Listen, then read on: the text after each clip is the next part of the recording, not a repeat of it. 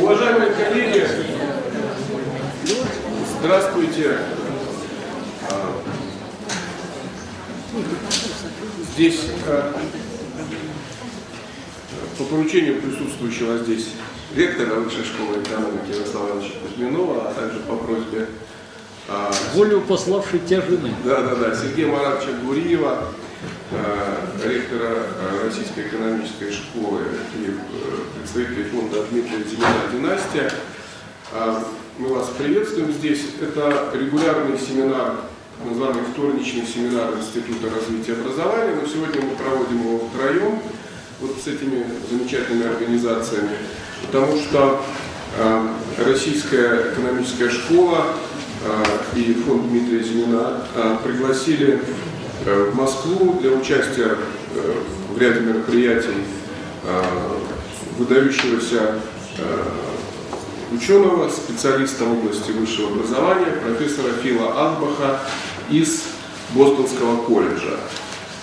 Я не буду долго представлять Фила, мы рассылали информацию о нем, и могу лишь сказать, что это очень любопытно, что совсем маленький центр исследований высшего образования в Бостон-колледже, в котором работает всего несколько человек, и который занимает всего несколько комнат, стал действительно одним из центров исследований высшего образования в мире. И это лишний раз показывает, какую силу имеют идеи, когда они овладевают массами. Но важно эту идею произвести, и в значительной степени этому центру принадлежит идея сравнительных исследований высшего образования. И фактически это поле в значительной степени сформировано профессором Альбахом сегодня. Он в некотором смысле, в хорошем смысле, эксплуатирует очень эффективную методологию, создавая сети исследователей в разных странах и собирая базовые материалы, проводя сравнительный анализ систем высшего образования, который очень долгое время казались очень локализованными, национальными. Сегодня мы попросили Фила, честно говоря, даже немножко удивлен такому большой аудитории, потому что мы попросили Фила, как он вчера мне сам сказал, выступить на довольно скучную тему. А именно об исследованиях высшего образования. Хочу подчеркнуть, мы просили профессора Альбаха говорить сегодня не о высшем образовании, а об исследованиях высшего образования, о том, что это за поле, как оно развивается, каковы основные тренды.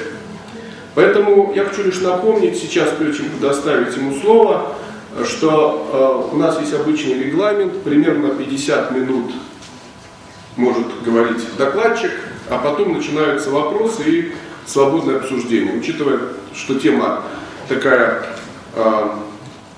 необычная и, кажется, может быть, не очень интересная, тем не менее, мы будем рады, если вы приготовите вопросы и какие-то комментарии, замечания. Phil, did you understand what I said? No. Yeah, okay. That's good, yeah. Да, и сегодня не будет презентации обычной, все будет как в хорошем старом университете, будет разговор без слайдов. Должен еще кафедру тогда принести. У нас нет, кафедры. Phil, go ahead. Thank you. It's an honor to be here at the Higher School of Economics. Colleagues from this institution have visited us several times in Boston, and so it's very nice to be able to be here at the center of civilization. What I would like to do today, and I will try to speak slowly, so those of you who know English can understand what I'm actually saying without listening to translation. I am going to be speaking this afternoon about a topic which might be a little bit boring to such a big audience as this. But Dr. Fruman asked me to talk about trends in higher education research in a comparative framework. So what I'm going to try to do in a relatively short time is to give you a sense of how the research infrastructure is organized around the world, where higher education research came from, and what are some of the major trends and issues which higher education research is concerned with today. So I hope in the next 45 minutes that I will give you a complete understanding of the emergence of a field of study which, for those of us who are involved in the academic enterprise, is really quite important.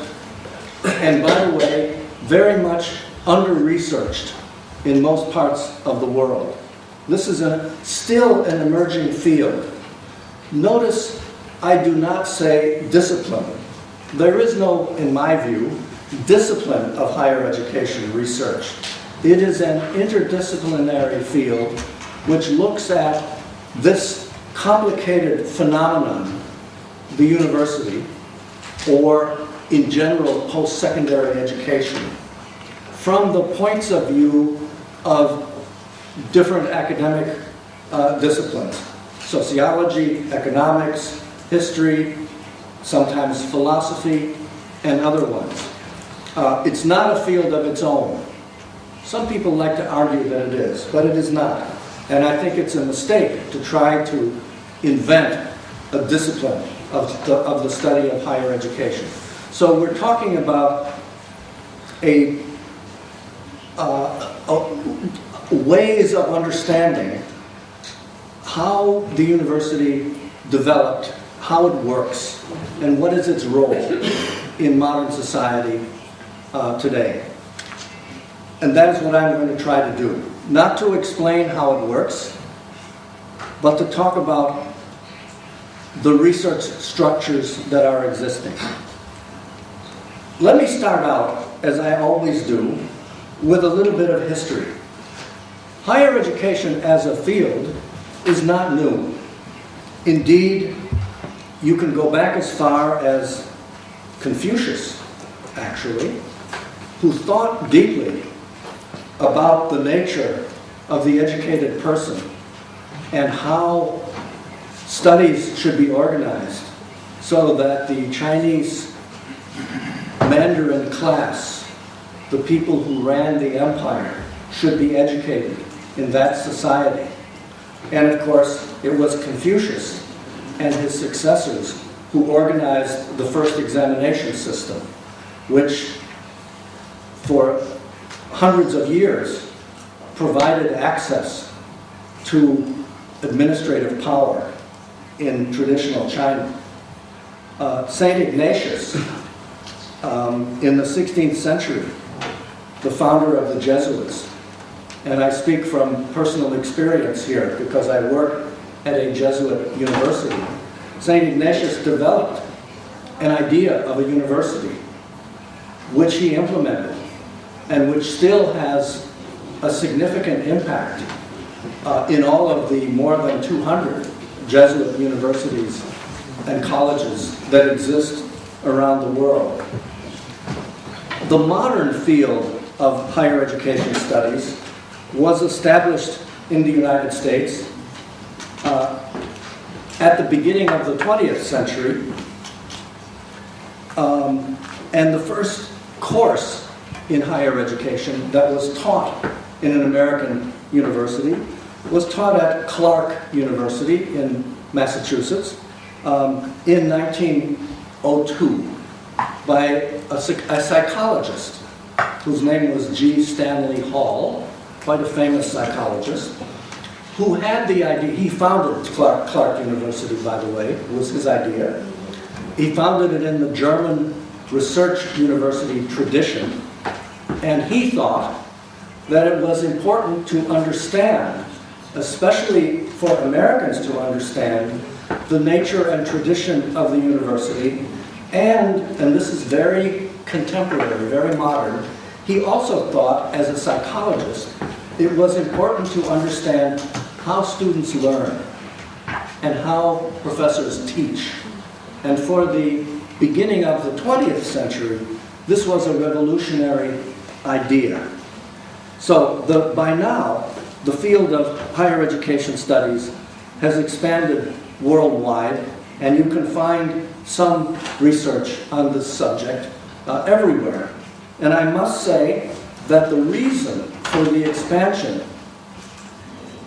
of thinking and research about higher education is mainly because academic institutions and systems have become highly complex organizations that spend a lot of money and have a very big influence on the lives of the students who attend those institutions.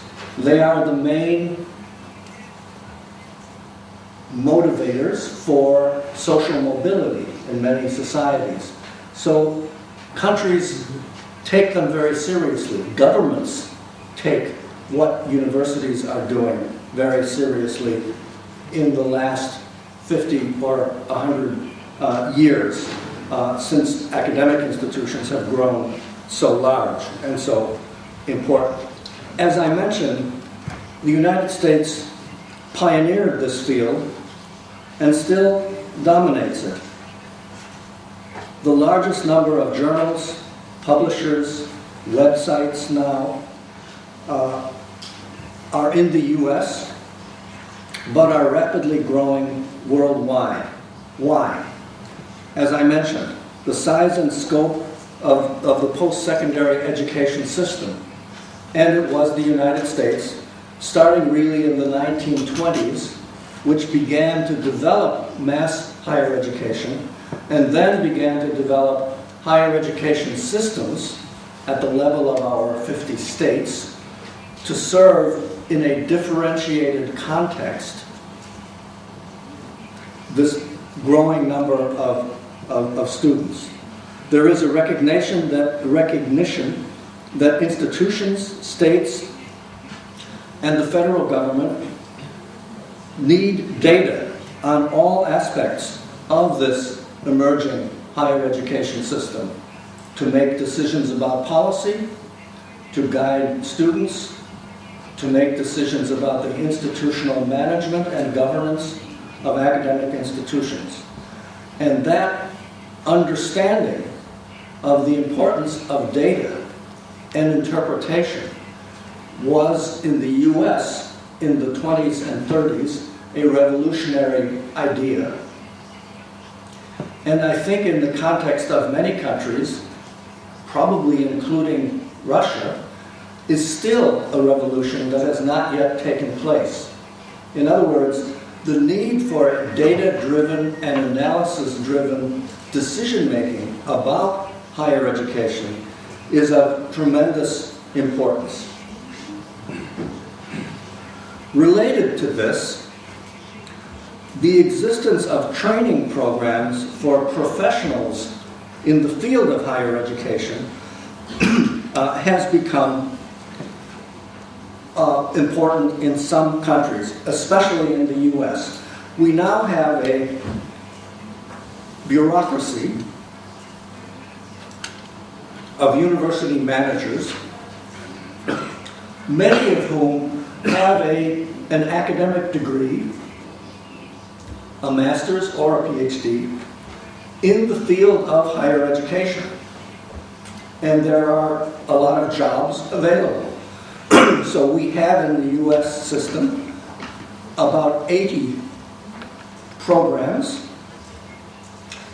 in our universities training people for work in academic institutions, mostly in administration, especially in what we call student affairs, the service of students on campus, both in the curriculum and in the extracurricular context,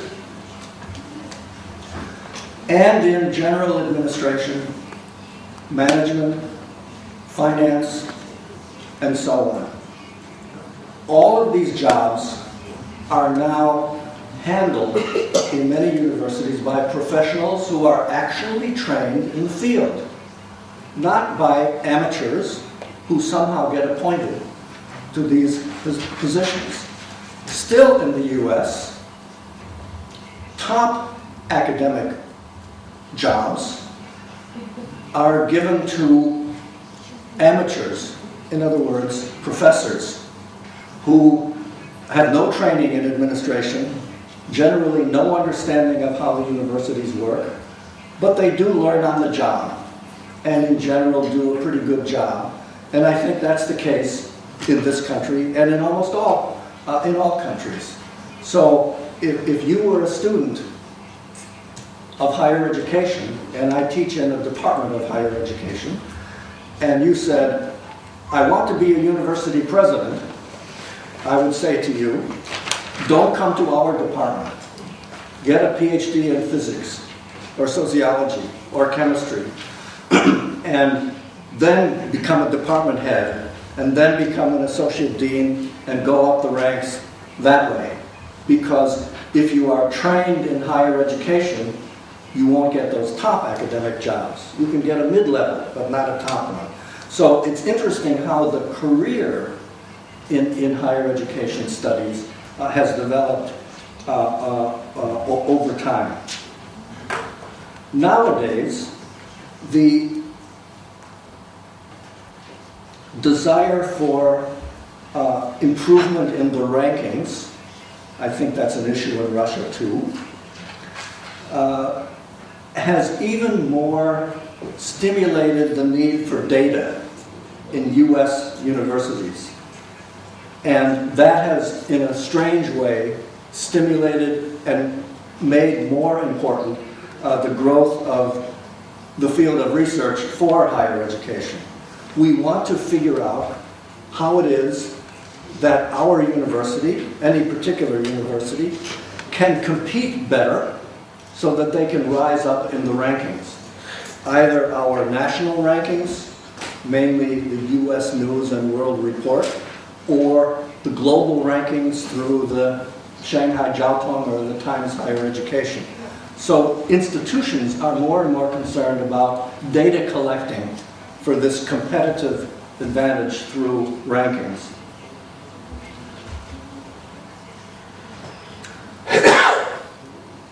Let me summarize briefly the nature and focus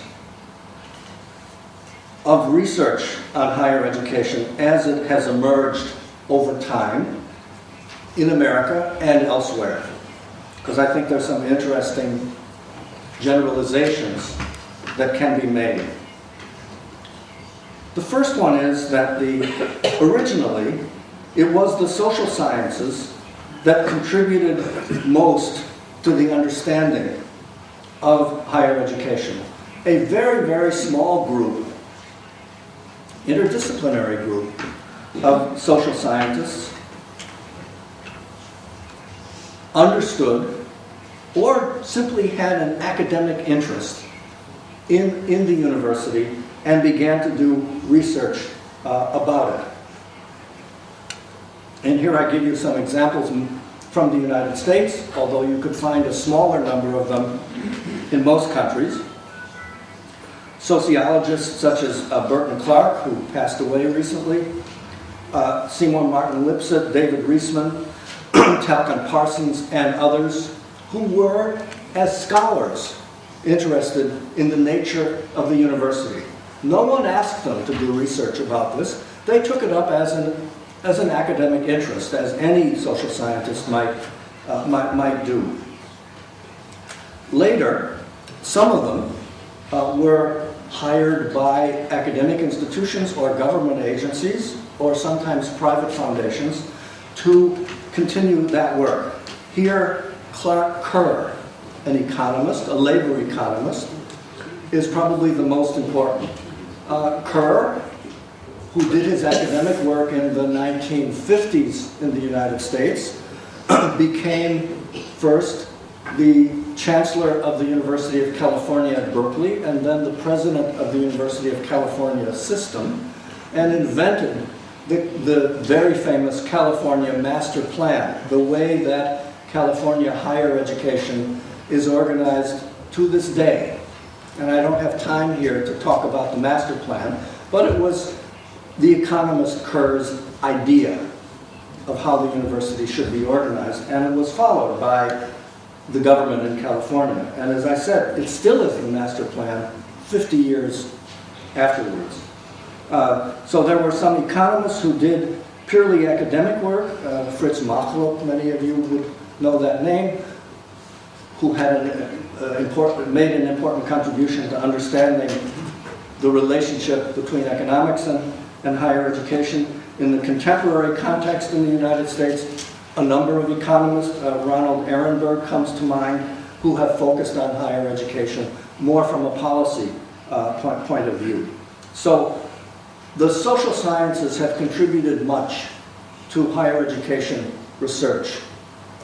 I am a professor in the Faculty of Education, maybe you would say Faculty of Pedagogy here in Russia, but I have to say that much of the best research on higher education does not come from schools of education, but comes from social scientists working in the disciplines.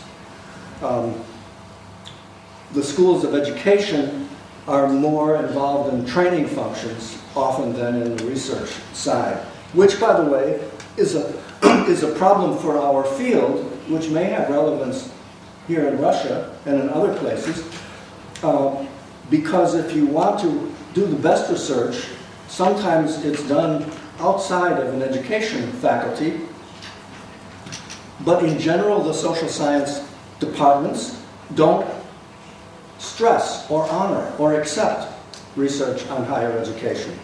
Maybe the Higher School of Economics is an honorable exception to that rule, but it's largely the case in the US. So if I am a sociologist in a sociology department, doing higher education work will not make my colleagues very happy frequently, and it's a problem. Okay. A key part of higher education research is what I call institutional research. It's the work that's done within a university or sometimes within a state government agency to develop data for the institution or the state to help them in effective planning. All US universities have an Office of Institutional Research, and they are constantly collecting information about themselves because of demands for accountability from government, from accreditors and others, because they want to improve their competitive position, because they want to increase their role, their position in the rankings, and sometimes because they want to make the lives of their students better. But institutional research is a very important part of the broader higher education research community. There is a certain amount of policy-oriented research in higher education,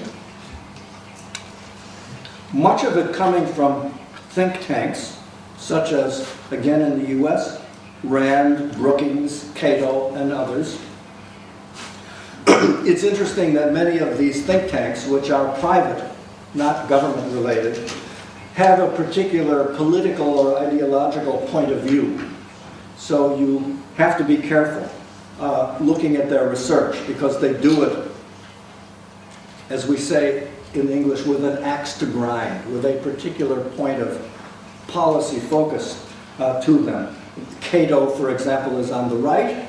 Brookings is kind of left liberal. Rand is more objective, maybe, but in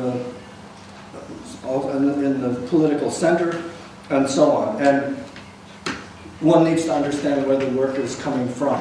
The government itself, at the state level and the national level, does some amount of higher education research for their own purposes. That's oriented toward policy directions. Every so often, somebody writes a book which becomes very influential about higher education, both with policymakers and the public. I myself have written a number of books on higher education, none of which are influential at all. And that's the normal thing. But occasionally, actual influential books are written. Clark Kerr wrote one of them, The Uses of the University, back in 1962. Another guy named I just picked this, Alan Bloom, 20 years ago, wrote a book called The Closing of the American Mind, which criticized the over-vocationalization of American universities, and it had a very wide influence in public thinking, although nobody actually read the book, because it's very complicated. It's a long book and very complicated, but it sold lots of copies, and the ideas got around. And it, by the way, was very helpful toward relating to the reintroduction of liberal arts in U.S.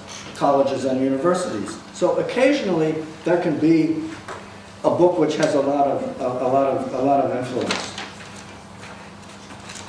Let me talk briefly about the information infrastructure in higher education, because it's important too, and might make a difference in how information is communicated, and by the way, is rapidly changing in the era of the internet. We did, in my center, 4 or 5 years ago, a list of journals worldwide that focus on higher education. At that time, we listed about 60 of them. All that we could find in as many languages as we could figure out, all over the world. And we found a number of interesting things. One of them is that the largest number of quote-unquote influential journals, if you look at studies of impact, are in English and are mostly edited in the United States or the UK. This is not a surprise. We also, on our list, have only one journal in Russian, Alma Mater. I don't even know if it still exists. There may be others, but we did not find them. And I don't think the number is very big. And I think for you that's a problem. I mean, I don't know if people are doing work on higher education, where is it being disseminated? We also found in China 400 higher education journals, almost none of which are widely circulated outside their home university. So we asked Chinese colleagues, could you please tell us which are the nationally circulated influential journals in China? Because of course we don't read Chinese. And they said, well, there are about 10 that make a difference in China. So we listed the 10. But the research infrastructure in China is, as you can see by this journal number, very large. Why? Because 400 Chinese universities have institutes of higher education, mainly for institutional research. They collect information on their own school. And because the Chinese system emphasizes a lot publication, they invent their own journals, and they publish their own material in those journals that nobody else reads. Thus, this system. We found in the journal literature a combination of research journals, policy journals, and a few popular journals.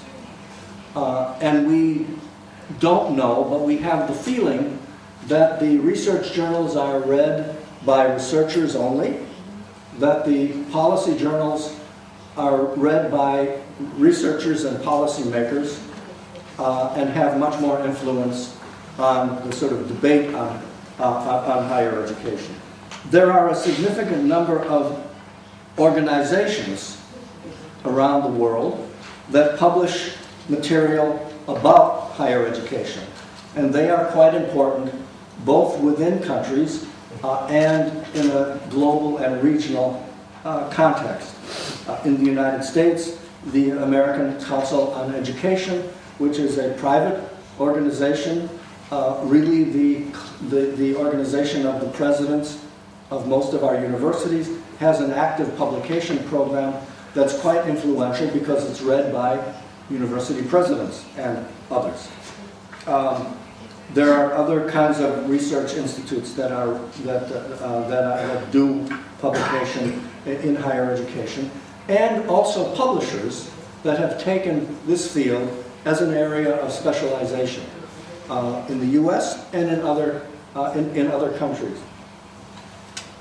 Again, in China, there are 2 or 3 publishers that publish many books on higher education. In the U.S., Johns Hopkins University Press, for example, and some private publishers are also very active in the field. So it's a small area, but it's one that has received a lot of sort of specialized attention.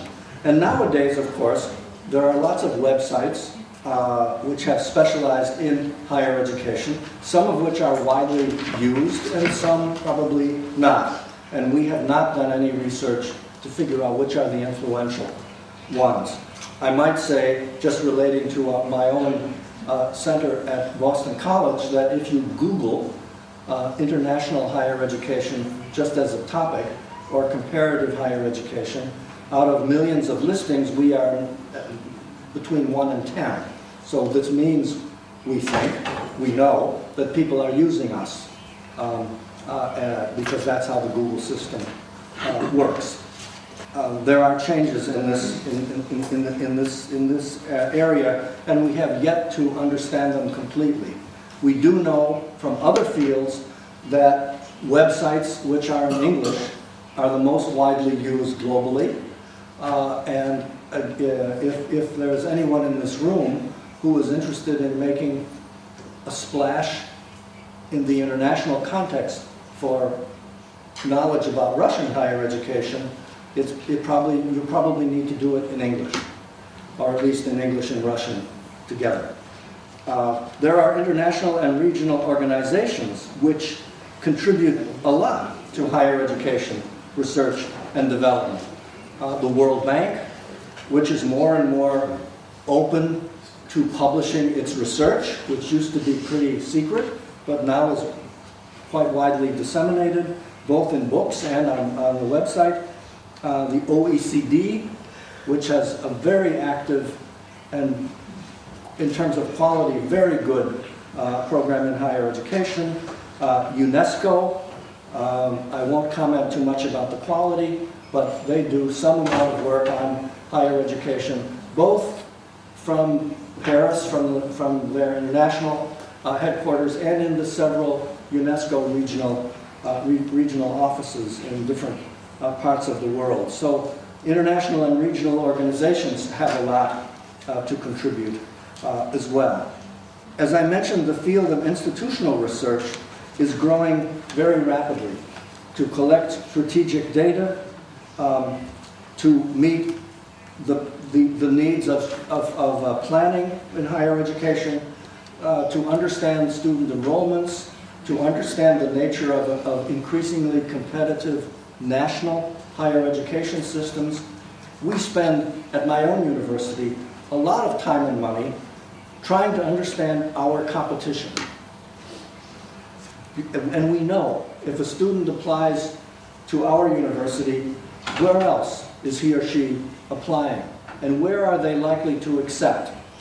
So, although we are in Boston, we don't think at all about Harvard or MIT. It's as if they were on the moon.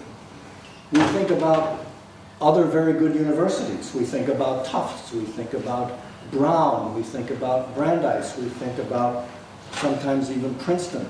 But we know that anyone who applies to our university and to Harvard, if he or she is lucky enough to be admitted by both, in 100% of the cases, they will go to Harvard. So we don't care about that. And we don't care about Harvard because we care about who is our real competition. And it's an important thing to understand. because it makes a difference for our bottom line. It makes a difference for our image. It makes a difference for how we advertise ourselves, how we make the knowledge about our institution available to students and their parents when they think about where to choose a university. So we're in a highly competitive system, and this kind of knowledge is very central to that. And countries and institutions are increasingly concerned about this kind of institutional research. There is, in a general way, a very major, what we call disconnect, gulf, between the research done by scholars in the field of higher education and the use made of that research by policymakers, administrators, and other government officials and agencies.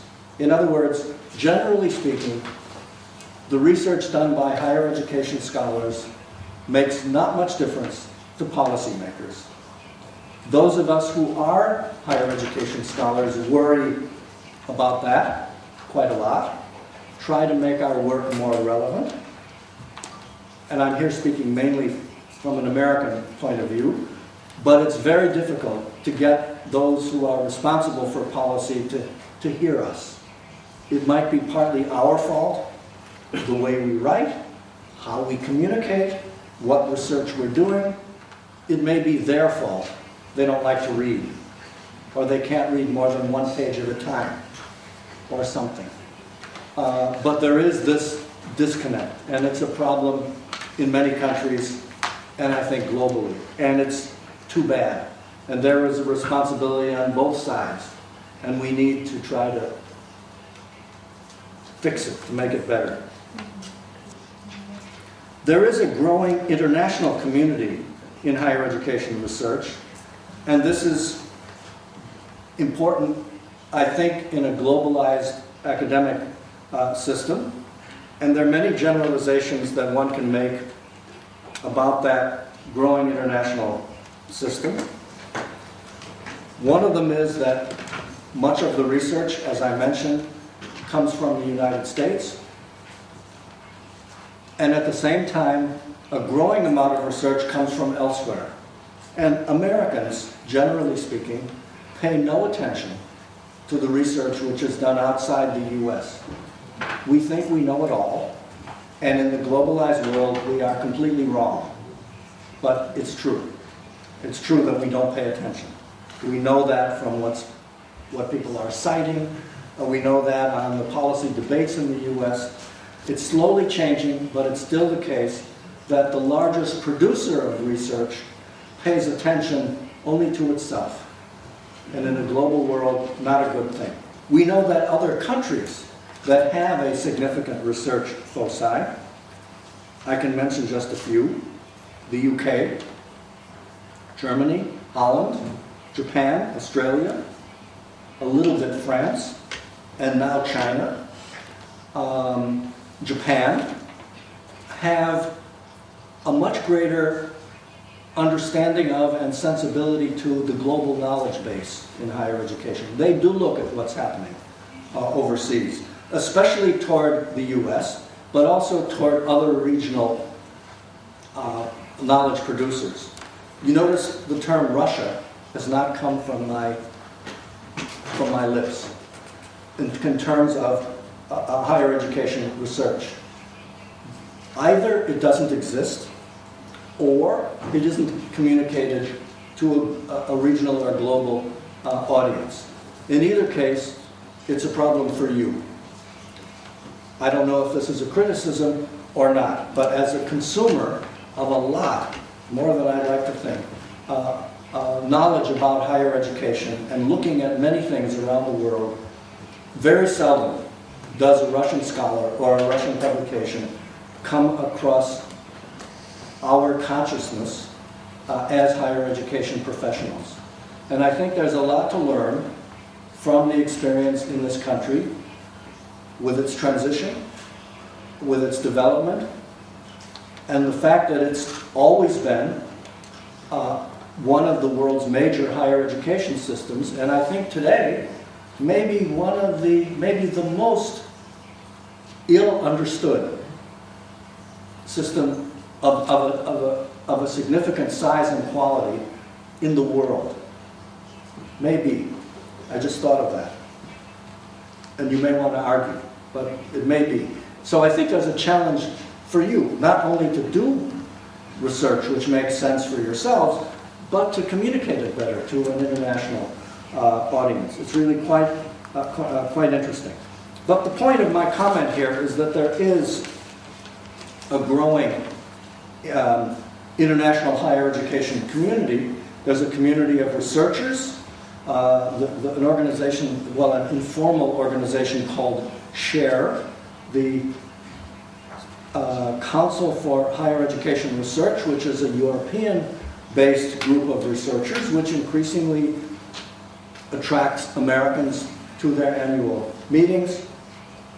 In the US, the Association for the Study of Higher Education, which is the main organization of researchers in the field, attracts now about 800 people every year. The China Association for Higher Education Research attracts 300 or 400 scholars in that field in China every year, and a growing number of people from other Asian countries, and so on. So there is a national and a global community of scholars. There are some characteristics of research communities outside the US. No significant focus on institutional research, although it's growing. Non-US higher education researchers are more interested, on average, in policy questions, in some ways more interesting questions from my point of view as an academic than our American researchers are. Outside the US, there's no professional cadre of administrators. This phenomenon that I was discussing before in the US of training mid-level career path administrators for universities is very unusual in the world. So it's not just Russia that doesn't have it. Almost no place has it. It's growing slowly, and I think is an area that will become important in the future because academic institutions are now sometimes big public corporations, or in the case of the private sector, private corporations, which require professional management. Simple as that.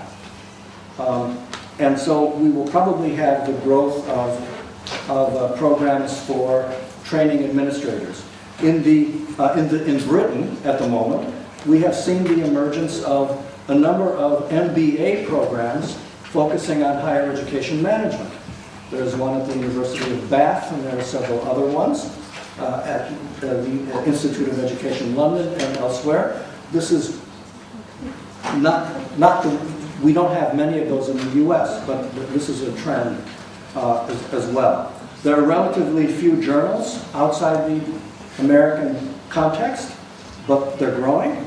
There's a stronger policy interest, as I've mentioned, and English tends to be the link language of the sort of global research community in this field. Let me conclude by just mentioning a few what I call hot topics for the year 2010. Things which seem to be of great interest to higher education researchers today. And here I'm overgeneralizing in a big way. One of them is governance. How do we organize universities to maximize not only their efficiency, but their effective teaching and research capability? How do we organize governance? How do we continue to involve the professors, and in a few countries the students too, in managing the decision-making of universities in a complex bureaucratic environment? Not easy, but there's a lot of interest in that. One of the biggest areas in the US and elsewhere is assessment in its various aspects. How do we measure teaching and learning? By the way, we have no answer to that question, but people are spending a lot of time and money trying to figure it out. partly because there's a lot of government and public pressure to do it, and partly because it's just important. As we are educating 70 or 80% of our age group, what are these people learning? How do we provide a good product to them? In the United States, we are very, very good at access. We're good at getting people into the system. We are pretty bad in getting them through the system. We have lots of dropouts. It takes people too long to finish their degrees, and we are worrying about that a lot. That's part of assessment. There's beginning to be a concern with graduate education, or as the British say, postgraduate education, education beyond the bachelor's degree, the organization and purpose of master's programs and PhDs worldwide. How are they organized? What is their role? This is a very rapidly growing field in many countries that didn't have it before. Did you know that of the world's academic profession, more than half today have only a bachelor's degree? It's true. In India, 30% have a master's or a PhD. In China, at the top universities, almost all have PhDs, but if you take the country as a whole, which is now the world's largest higher education system by number, only 10 or 15% have a graduate degree of any kind. Most have only a bachelor's degree. So we're concerned about graduate study. We're concerned about equity and access and completion. That relates to assessment, but it isn't exactly the same thing. Many countries, not Russia, not America, but many countries are still educating 10 or 20% of their age group. And the pressure toward mass higher education is growing, and to try to understand how it works. That's part of access and equity. Internationalization is a key question. How do we best organize branch campuses, collaborative arrangements with other countries, overseas study, the teaching of foreign languages, and so on. And finally, all aspects of funding. Loans, the funding of private higher education, how best to organize funding issues. These are some of the hot topics for research for the coming period. What I've tried to do in a relatively short time is to give you a sense of the global landscape about research in higher education. For me, it's an important topic. For most people, who cares? I hope you're with me in understanding its importance and being interested in it. And I hope that this discussion has given, for you, in the Russian context, in a country, I've been here one day, so I'm an expert. I have this view. If you're in a country for a day, you're an expert. If you're in a country for a week, you know nothing at all. So in a country which has a higher education system, which has a long and important history, which educates a lot of people, and which understands not a whole lot about what it's doing in this respect. So I think there's a need for building this field for the benefit of the system here. Thank you very much.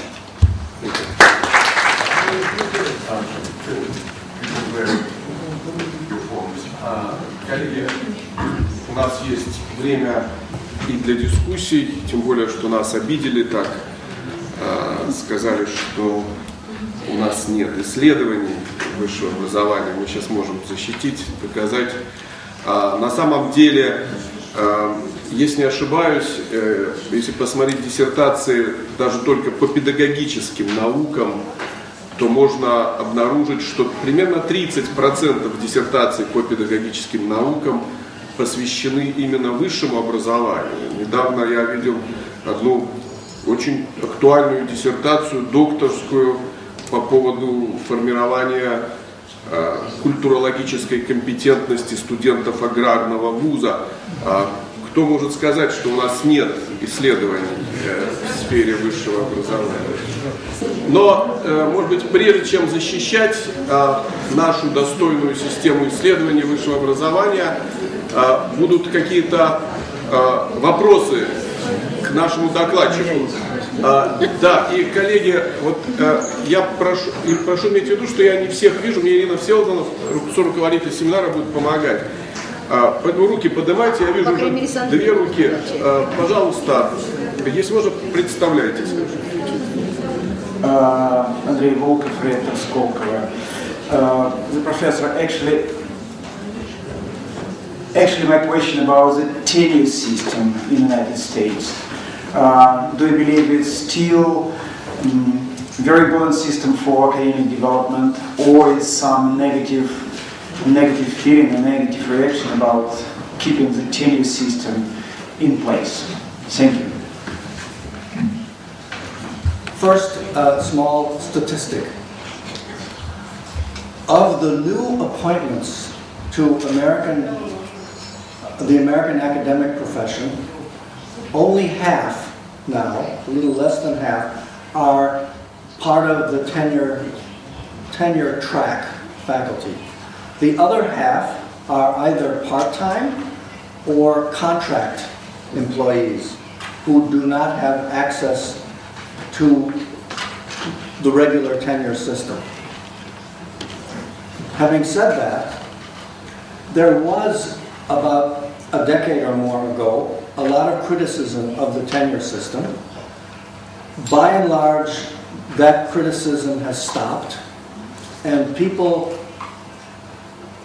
realize that the tenure system, as a way of organizing academic life,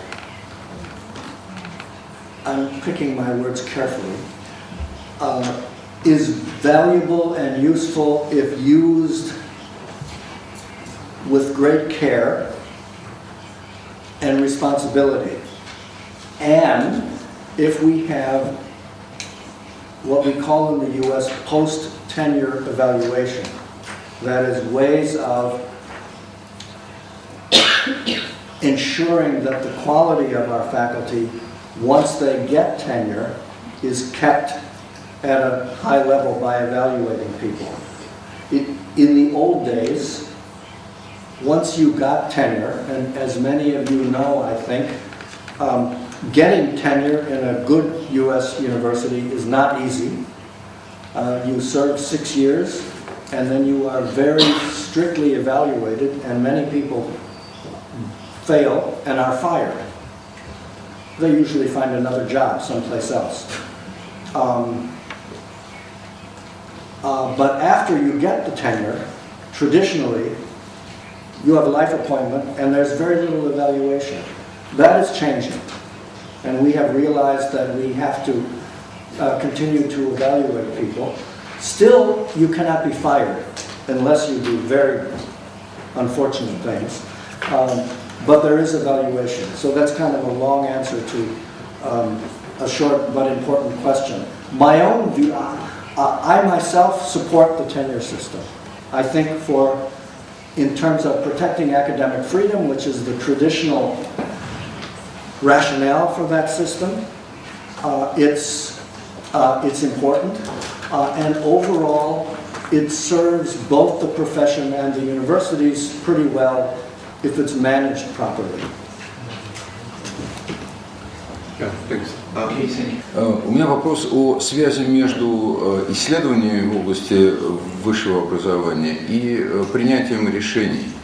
Могли бы вы привести по одному примеру, может быть по два, по одному хотя бы примеру того, как решение в области образования было основано на исследованиях, и решение, масштабное решение, и масштабное решение, которое не было основано на исследованиях. Ну, предположительно, что это позитивный и негативный пример, хотя это не факт. Спасибо. I'm trying to think of some good examples for you, and I'm having some difficulty thinking of ones that I can nicely defend. And in a room full of economists, this may be difficult to comment on, but there's been lots of research on operating loan programs, for example, that in the U.S. context have not been followed very much. So that's an aspect of policy research that's had some success and some failures. But you know, and some of this research about loans, about funding issues in general, has been sponsored by government agencies and state agencies, state governments, which have been interested in doing this, and then they do not follow their own advice in these questions. So that's one aspect. There have been lots of demands for assessment and some amount of research so far, and very little of it has been implemented. But that's partly because we don't seem to have the methodology quite right yet. So these are maybe partial answers. I'll try to think of some more, but thank you. Спасибо. Пожалуйста.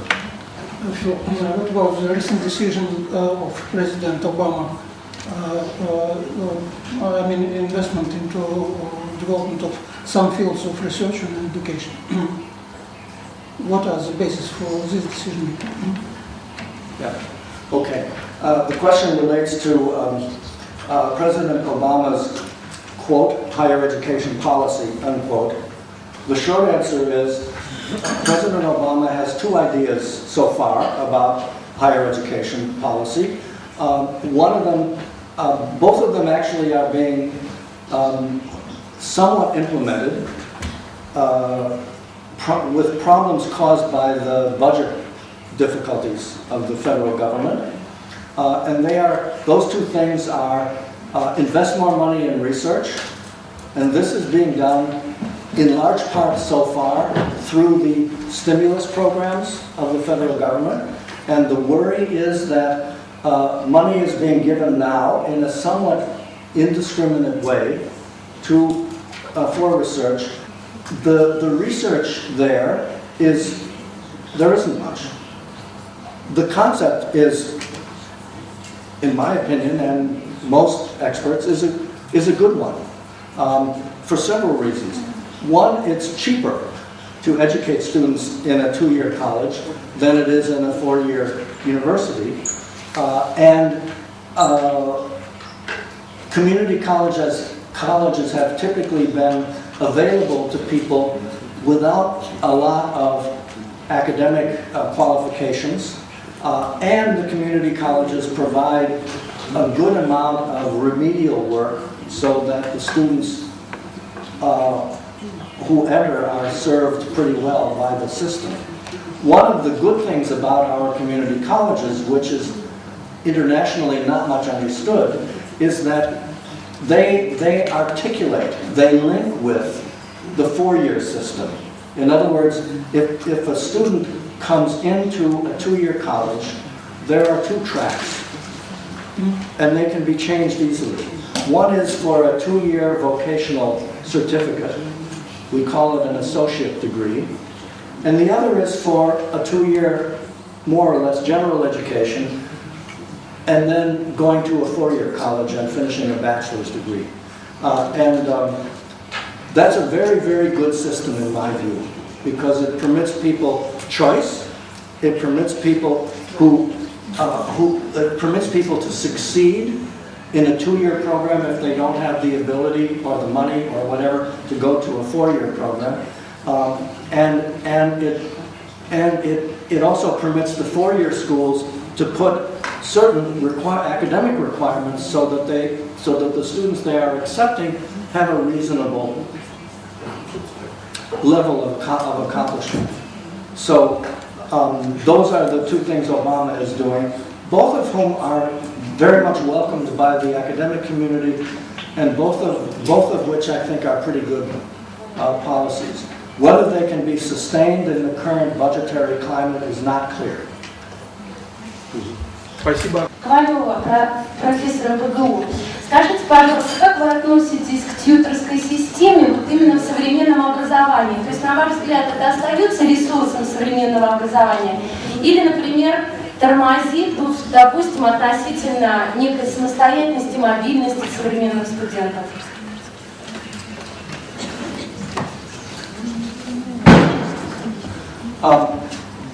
If you are speaking about the sort of Oxford-Cambridge tutorial system, it is unsustainable in an era of mass higher education. And even Oxford and Cambridge are discovering that the tutorials which they have traditionally given to very small numbers, the numbers are growing even there. And for the rest of the world, it probably is a very good system, but it's not possible in mass higher education. Спасибо. Господин Фил, не могли бы вы сказать или дать свои прогнозы? Через 10 лет как будет выглядеть образовательная среда? Я имею в виду, какой процент останется от обычной лекционной практики и какой процент будет дистанционное обучение? Не получится ли так, что дистанционные проценты будут почти на 100%, где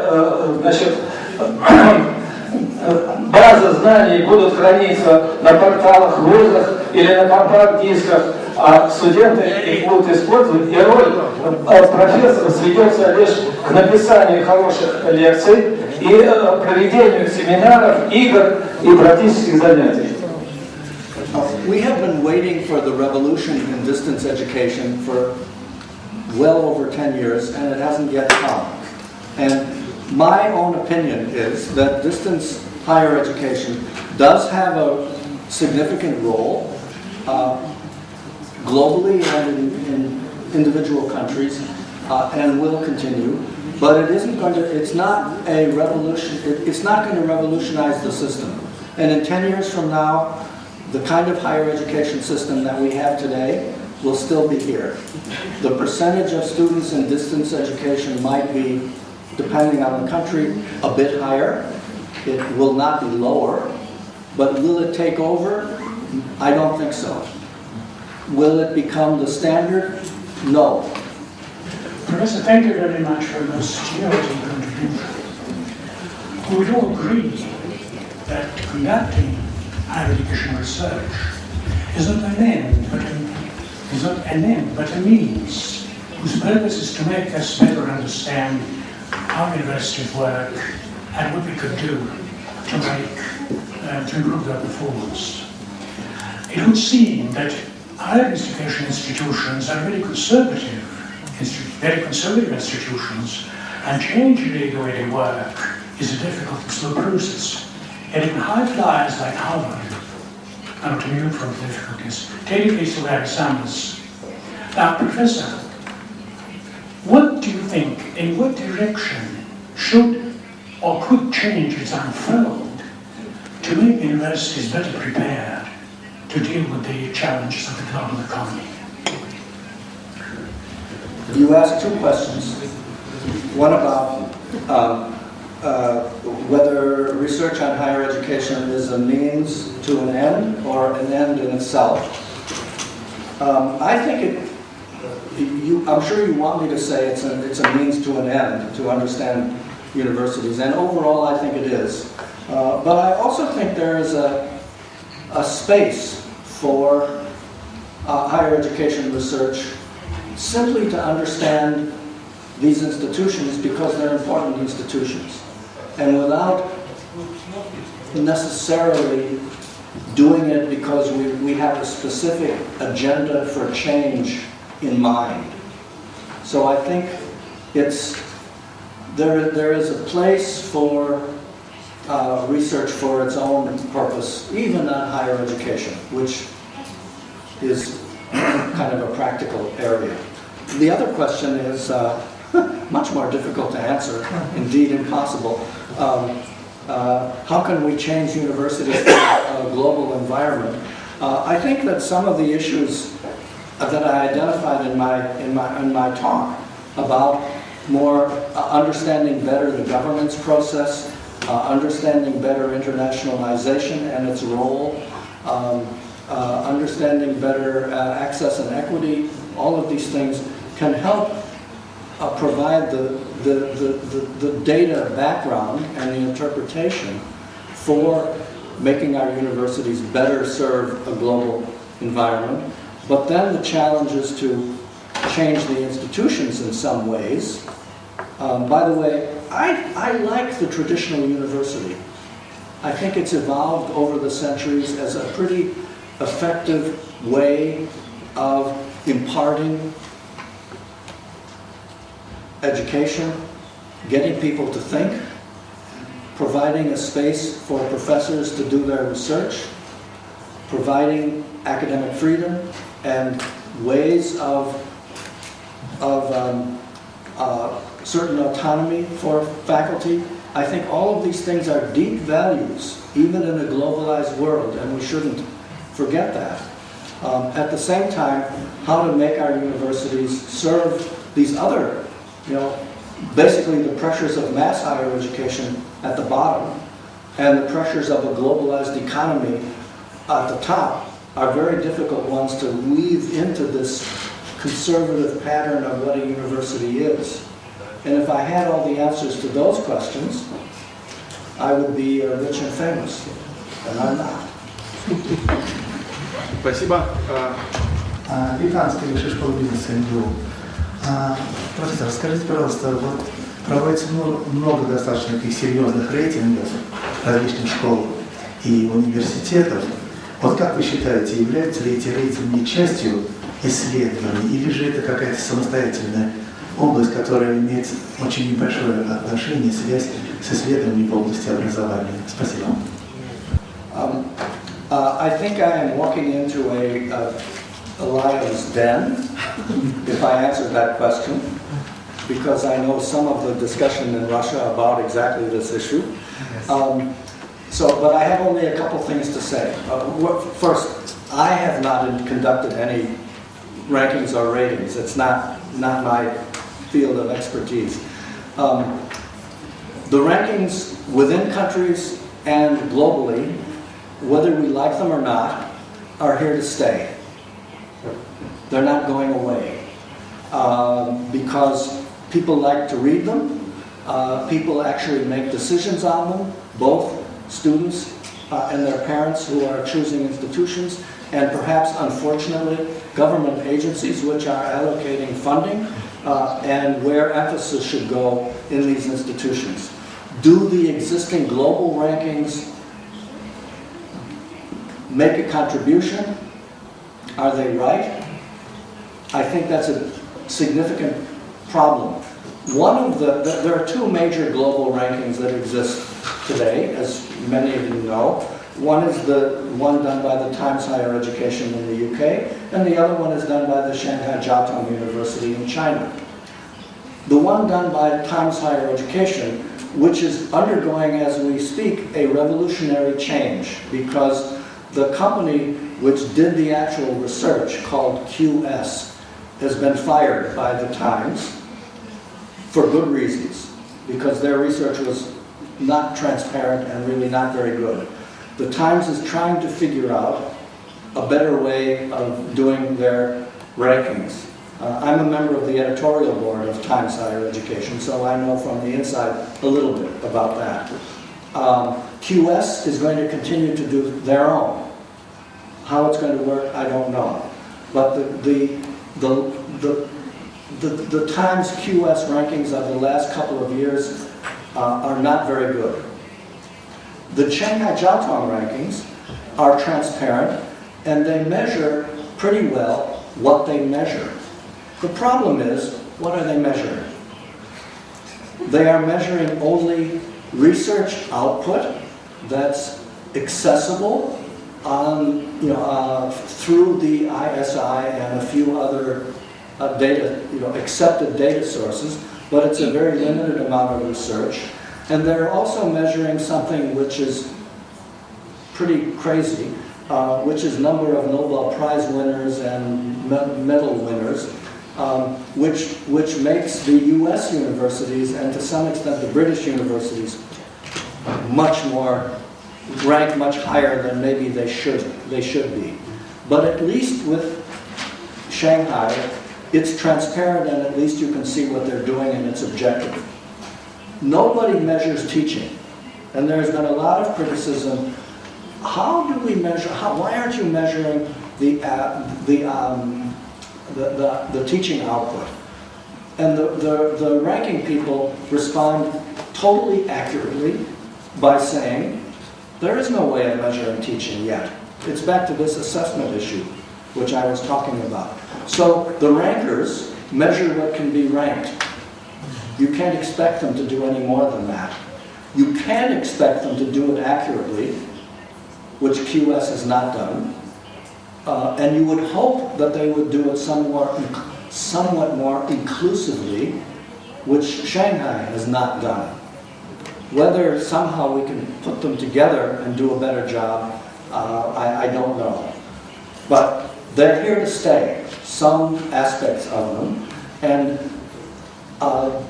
those of us, and most of us, who are consumers of the rankings, we look at them because they're there. We look at them because they're something. We need to be careful consumers. But we also need to understand they're going to be rankings. Professor Боревский, студент Востока Российской Академии Наук. Dear Professor Albert, we all know you as a first-time specialist on comparative education. So may I ask you please to say a few words about the recent trends of comparative education in the field of higher education in the States.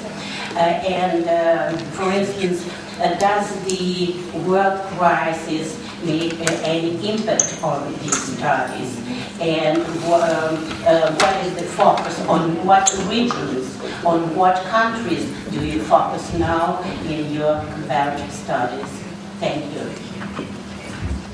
Very interesting question.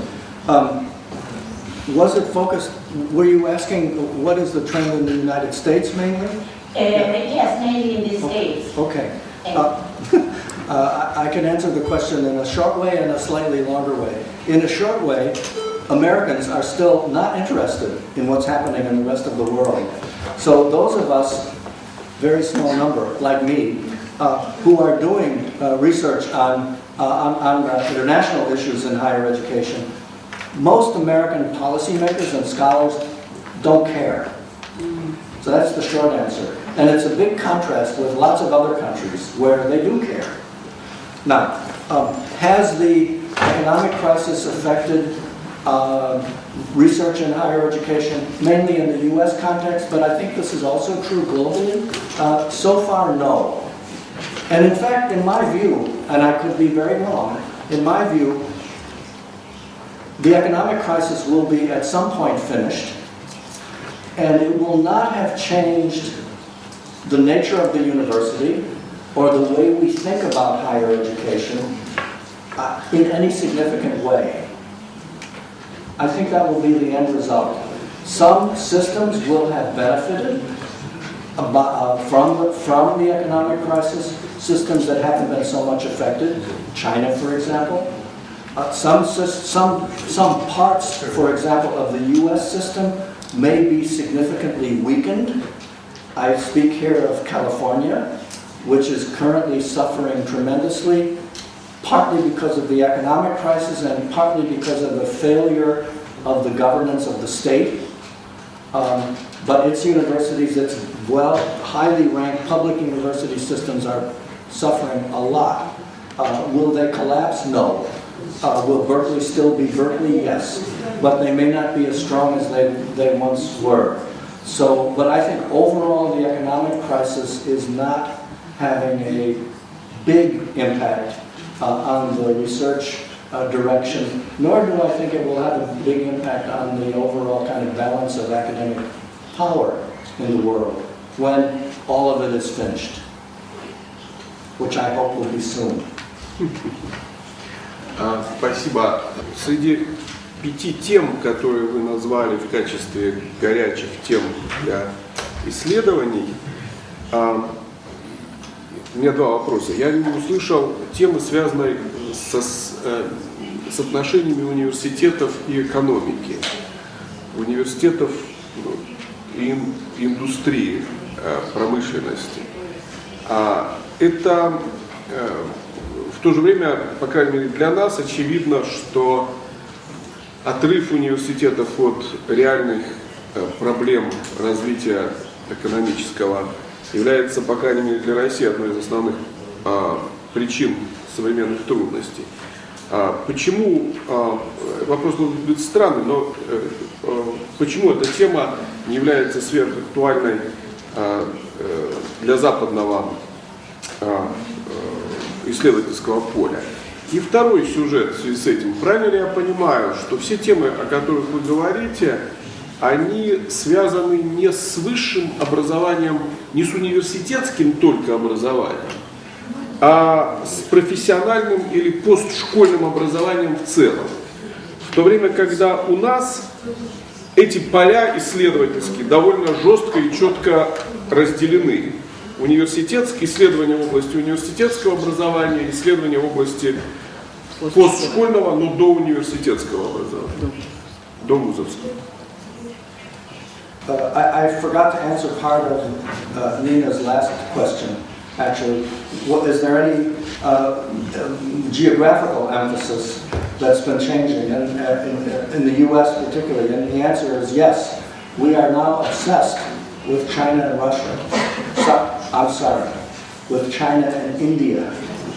We don't care about Russia very much. We don't know enough, and somehow it's not on the radar screen yet. But China and India are getting a lot of research attention. And by the way, we have almost no expertise, especially on India, but to some extent on China too. To Isaac's question, it's true, I think, that there isn't much emphasis on university industry, the relationship between university and this industry now. There was a few years ago, and I think that it was discovered that these are problematic relationships where there are no easy answers and a lot of failures, and nobody figured out how to do it better, so they have gone on to other things. Is this a good idea? I don't know, but it's true when I think about it. I haven't seen that many articles about it, books and so on. So I don't think it's as important a topic as it once was, although it probably should be.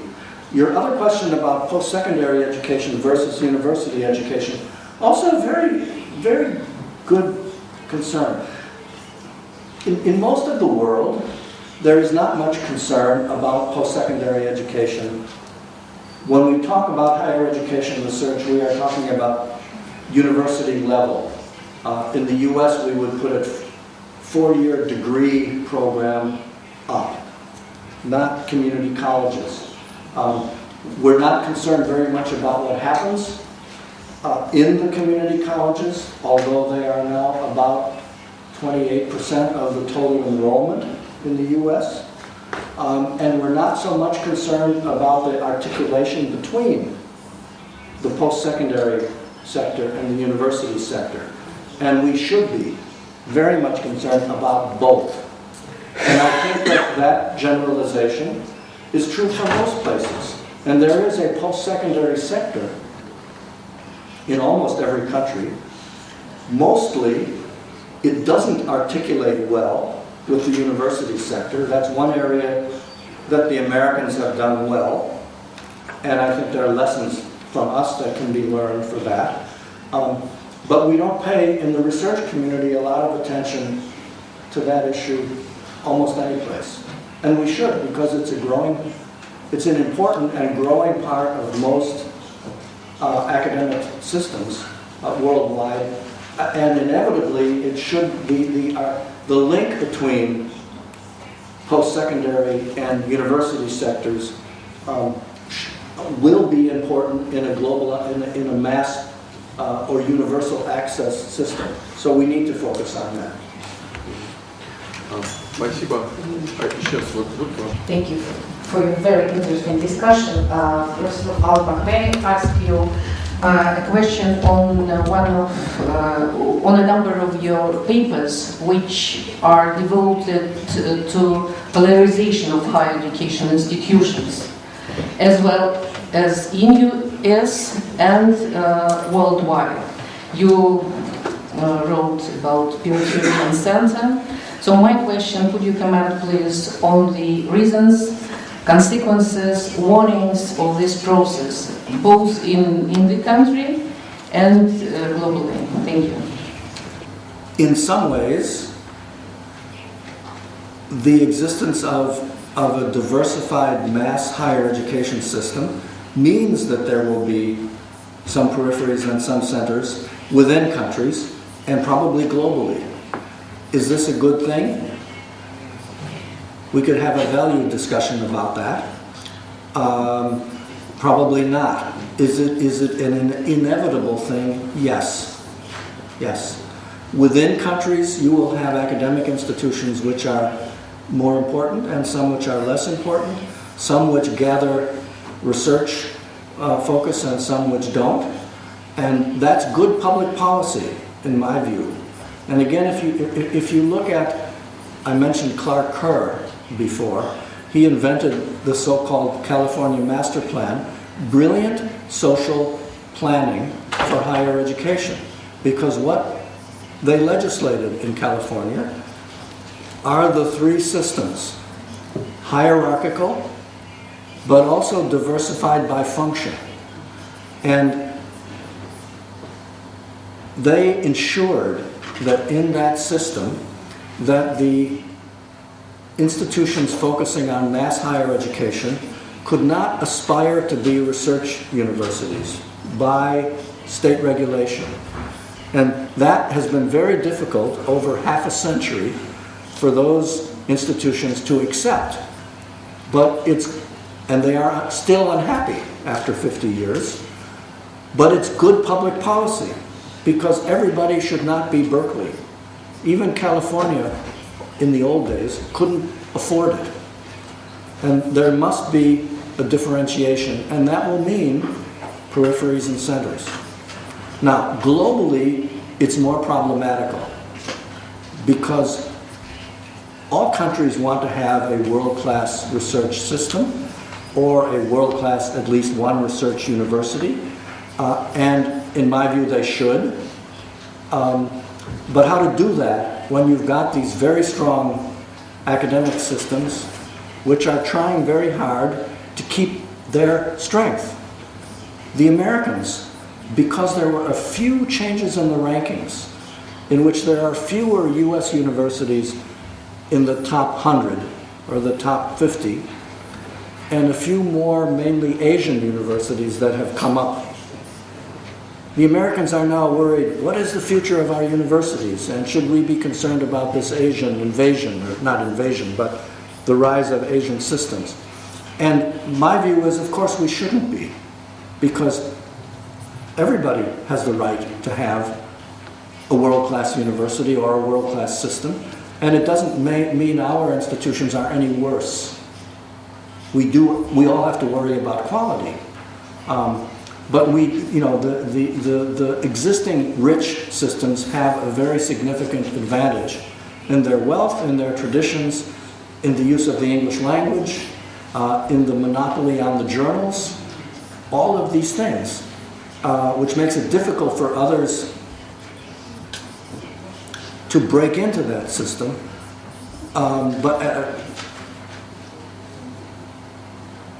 Which will create, in the long run, will continue centers and peripheries. But I wish, at least in the research universities, there were no centers and no peripheries. We should all have centers. I'm too idealistic. Спасибо большое за вашу интересную презентацию, обсуждение, которое здесь состоялось. У меня два вопроса. Первый из них связан так. Как вам, на ваш профессиональный взгляд, представляется сегодня структурирование, что ли, самих исследователей? Кто мог бы сегодня заниматься этими вопросами. Это могли бы быть персональные исследования, такие исследования небольшими группами типа think tank, которые и тогда они могли бы быть организованы внутри университетов, независимо от университетов, при правительствах, которые могли бы их консультировать. Или это крупные институции, но у нас, в частности, это могли бы быть академические институты или университетские структуры. Вот как, на ваш взгляд, сегодня конфигурирован именно этот, я бы сказала, рынок исследователей? И второй вопрос, не могли бы вы, может быть, немного рассказать о результатах именно исследования в области брендов, в области рынка брендов современного высшего образования? Какая переструктуризация происходит на этом рынке, кто туда врывается и как можно использовать этот ресурс, скажем так, брендирования вузов для того, чтобы повышать свои позиции в рейтингах не только национальных, но и международных? Very interesting also. Let me try the second one first, about branding. Many universities are very much concerned with their brand and see it as a way of improving their status, making themselves better known globally. A number of universities are part, and I'm sure some in Russia, are part of sort of global brands, international consortia of universities that try to be, all of them, elite institutions and market themselves as, we're members of this organization, Universitas 21 is one of them, and there are others, and we are sort of self-appointed name brands. So they spend a lot of money on these kinds of things. And I have to say, you know, my own institution, most U.S. universities spend a lot of effort building up their brand, doing a variety of things. One of the things we do is try to win football games, I'm sorry to say, but it's part of the brand of the institution. We spend a lot of money on that and other things. Also our academic work, I hope, as well. So branding is part of the system. Branding within the country, global branding. And I think Russian or universities everywhere need to think creatively about that, because we are part of a globally competitive system, and building an image of yourself that you want to present to the world, hopefully an honest one, is important in this context. That's just true. Now, the other question is also, from our little point of view here, very important. How should the study of higher education be done? And where should the students be going? And my answer is very simple. It should be done in the context of a university, because we are because we are studying the university. And the best kind of research and training is interdisciplinary in nature, so that, and that's a weakness in the US very often, that these programs, they are within universities, but they are in schools of education. And many of us, and this is true for us, try to be interdisciplinary from the base within a school of education, but very often we're too narrowly focused on professional training, and we do that well, and our graduates easily get jobs, but we're not broad enough in our research focus. And most of the students who come, again this is the US context, but also true in those other small number of countries where there are higher education academic programs, come because they want to be professional managers, because they see that as a relatively easy job to get and as an interesting career.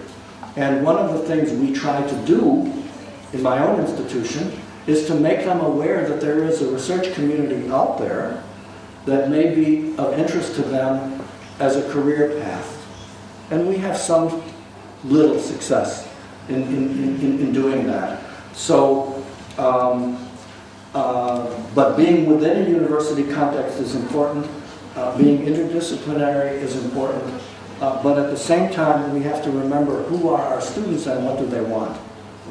And in our case, if we didn't do that, we would be pretty quickly out of business because we depend on the students for paying the tuition and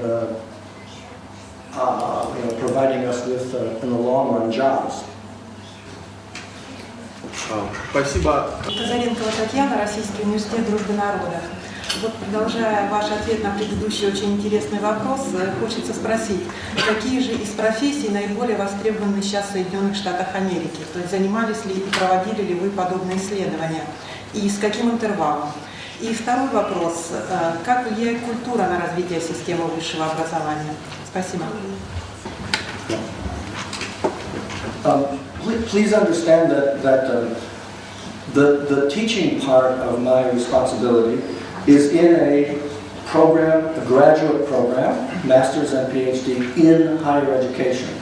And most of the students who come into that program at the master's level are interested in direct administrative careers in higher education, especially in the area of broadly stated student services. They want to serve students and be in part of student life. They think that will be an interesting career. There are lots of jobs, and so on. A small number are interested in general administration, and a very, very small number in policy and academic work in the field. A bigger, among our doctoral students, the biggest number is interested in general administration and policy and teaching, not in students so much. And the careers, and I think our program is quite typical of American higher education programs. In terms of size, we're quite typical. We have 6 full-time faculty in the program. It's pretty small, but most of them are about that size. We have every year about 40 master's students and 5 or 6 or 7 doctoral students. And again, quite typical. My own teaching is in international higher education, and we do have a significant interest in that among people who are not going to be internationalists, but who want to, as you nicely put it, increase their cultural understanding of the rest of the world. And since the US is a multicultural society and becoming more multicultural, understanding the different cultures within our society. So they are interested in taking our courses for that reason. I am always amazed at the, how to put it, lack of sophistication that many of our incoming master's students have about the rest of the world. They are, they need to be taught about these things. And the good thing is they're interested. The bad thing is they should know this from their undergraduate studies and don't. Спасибо большое, Фил. И у нас, если кто-то хочет еще высказаться теперь, вопросы, защитить наши исследования. Кстати, любопытно, я бы сказал, что, опять же, если сравнить эти 5 тем, которые Фил сейчас привел, например, в журнале «Вестник высшего образования», кажется, так он называется, вот этот Пахомовский, да? Там, как? «Вестник высшего образования сегодня». Там есть такой у них участок, выделено страниц 30, видимо, для тех, кто присылает вот свои исследования. И я сейчас думаю, что они в основном носят такой характер методический. Как учить, там типа такого исследования в основном, что мы взяли контрольную группу, ничему ее не учили, такому специальному, а другую экспериментальную группу обучали, например, закону Божьему или наоборот, И выяснилось, что в экспериментальной группе у них существенно знания соответствующие улучшились, а также иногда и ценности, а в контрольной группе ничего, к удивлению автора, не изменилось. Это, пожалуй, самый распространенный тип образовательного исследования, который публикуется там. И вот это странно, я бы сказал, вот эта разница видна. Может быть, потом Фил, когда он будет нам отвечать тем, кто высказывается, прокомментирует. Может быть, у них тоже есть такие исследования. А если нет, то как же они без них обходятся? Пожалуйста, коллеги, есть ли какие-то еще комментарии, может быть, суждения по услышанному? Пожалуйста, да. Я Евгений Анатольевич, работаю в Министерстве образования и науки. Раз уж достигли стадии высказываний, я две вещи хотел бы сформулировать. Во-первых, грустно, что вот мы с Филом познакомились 10 лет назад, и были даже совместные проекты. И грустно спустя 10 лет фиксировать, что вот нас за рубежом не видят. Это, вообще говоря, большая беда российского образования, гораздо более серьезная, нежели вот наше отсутствие в рейтингах. Вот причинно-следственные связи именно так должны быть направлены. То есть нас должны знать, потом нас будут узнавать в делах, и потом нас будут правильно позиционировать в рейтингах. А у нас очень часто, даже солидные люди в российской системе образования выворачивают все наизнанку. Это первое. И второе, не так все грустно в российском государстве в части исследований в области высшего образования. Ну, достаточно упомянуть тот институт, который нас сюда пригласил, сколько здесь делается. У нас есть журналы, и довольно солидные журналы, которые, например, журнал «Университетское управление, практика и анализ», издается не в Москве, не в Петербурге, а в Екатеринбурге. Издается уже 10 лет. Уже там свыше 1500 статей опубликовано, масса из которых носят сравнительный по природе характер. В том числе и сравнивают российскую систему образования с аналогичные процессы исследуются в зарубежных системах образования. Более того, при этом журнале есть электронный реферативный журнал, который я в свое время создавал, когда еще работал в Казани. И он, вообще говоря, на двух языках замышлялся. То есть английская версия для пророссийское образование – это обзор, публикация абстрактов. А русская версия – это все, что делается в мире в области образования и публикуется в определенном перечне реферируемых журналов. То есть у нас есть вокруг чего сгущать эту деятельность, концентрировать ее. И вот надо просто внимательно смотреть на то, что есть, и не затаптывать это. Очень часто мы сразу начинаем кричать «кошмар, кошмар», хотя на самом деле все у нас кошмар. Спасибо. Пожалуйста. Константиновский институт социологии Российской академии наук. Я очень благодарен за прекрасные лекции и прекрасные ответы на вопросы. По-моему, профессор не спросил только о том, нельзя ли превратить свинец в золото. Я очень благодарен Зимиду, к сожалению, вот он ушел, и я не могу поблагодарить его лично за то, что все это было так здорово. И еще кроме того, я хочу поблагодарить нашего Костя за то, что он так хорошо отозвался о социологах, об их роли в исследовании образования, поскольку я сам, собственно, отношу себя именно к социологам и к социологам, исследующим именно образование. Надо сказать, что я невысоко оцениваю те исследования, которые есть у нас, но они есть. Но у нас нет каналов, по которым мы могли бы выходить к вам. Вот совершенно замечательно, что сегодня мы обсуждали вопрос о том, что наш журнал «Вопросы образования» будет выходить и на английском языке. Я надеюсь, что это будет путем к нашим контактам. Должен сказать, что очень большую деятельность в этом направлении осуществляет Международная социологическая ассоциация. Значит, я там вице-президент в исследовательском комитете социологии и образования. И надо сказать, что в флэшбуке, который мы выпустили, есть российская статья о положении в российском высшем образовании. И в нынешних публикациях в интернете, которые широко сейчас развернула ассоциация, есть публикации, отражающие наши исследования. И я надеюсь, что нам нужны две вещи очень. Нам нужно, конечно, повышать уровень исследований, которые мы ведем, это одно. И нам нужно налаживать вот такие вот контакты, нам нужно использовать имеющиеся каналы для того, чтобы выходить к вам, и вы бы о нас все-таки что-то услышали. Спасибо. Спасибо. Большое спасибо всем коллегам, которые принимали участие в нашем обсуждении. И, конечно, большое спасибо профессору Альберту за очень интересную презентацию. У меня тоже буквально два слова.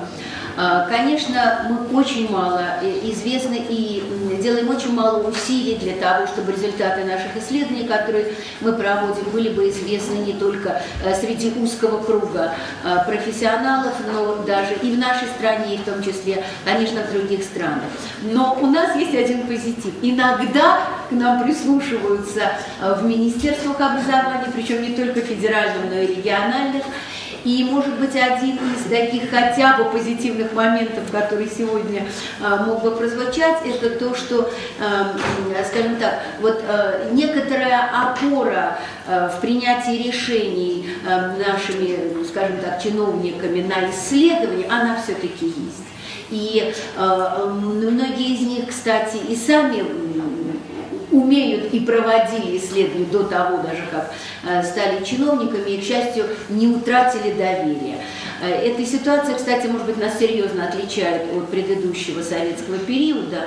Вот, и мы будем надеяться, что нам надо тужиться в двух направлениях, чтобы и другие исследователи, ну и внутри нашей страны, и за рубежом нас узнали, а с другой стороны, чтобы вот этот контакт, очень хрупкий контракт, но все-таки вот, с теми людьми, которые принимают решения, он бы как-то укреплялся, и было бы больше опоры на результаты именно исследований, чтобы мы не, как я очень люблю цитировать здесь Магайра, то, что не надо делать хорошо, поэтому если это не опирается на исследования, наверное, это вообще не надо делать, значит, это будет впустую. Спасибо. Мы, как всегда, очень аккуратно по времени работаем, я горжусь нашим регламентом, но не могу удержаться, чтобы не ответить немножко Евгению Анатольевичу. И вот в эту дискуссию все-таки еще 3 копейки не вложить. Понимаете, я, так сказать, со всей своей иронией просто удерживаюсь от того, чтобы от слез, откровенно говоря. И я-то жестко сформулировал бы, что при всем моей высокой оценке, например, журнала «Университетское управление», безусловно, это лучший журнал по высшему образованию, который есть, общий уровень исследований, их фокусированность на одном вузе, как правило, их внимание, это не исследование фактически, это описание опыта. Я могу сказать, Евгений Анатольевич, не потому что хочу вам сделать приятное, я когда готовил недавно материал по истории, мне нужна была хорошая статья аналитическая по истории российского высшего образования там, за последние 20 лет. Я нашел, но мне нужна была статья, на которую мне было бы не стыдно сослаться в международном издании. Я нашел одну статью, помимо некоторых публикаций Высшей школы экономики, это была ваша статья, относительно, где была какая-то теоретическая конструкция, а потом было эмпирическое исследование, построенное с использованием этой теоретической конструкции. И это была одна из немногих статей, опять же, которая имеет ссылки на зарубежные статьи. Понимаете, здесь я ответил бы Давиду Львовичу, прежде чем просить других услышать нас, надо, может быть, услышать мир. Если вы посмотрите на публикации в наших ведущих журналах, то вы не найдете там практически ссылок на аналогичные зарубежные публикации по той же тематике. И в этом смысле наша такая автаркия, она является не следствием, а причиной вот такой изоляции, если хотите. Хотя я могу быть неправ. Ну, все равно я последний высказывался, так что сейчас мы можем попросить Фила сказать несколько заключительных слов. Пожалуйста.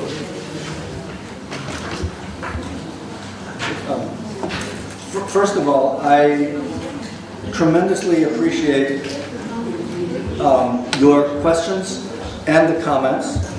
I have learned something from this discussion, and I hope you have also learned something from your own questions and maybe from my responses too, so I much appreciate it. I have to say to Isaac that if you look at the US journals, respectable journals, a lot of them have articles just like you mentioned. If you go to the national meetings of our Higher Education Research Association, there are a tremendous number of papers given which are extraordinarily boring and of very, very limited relevance to anything.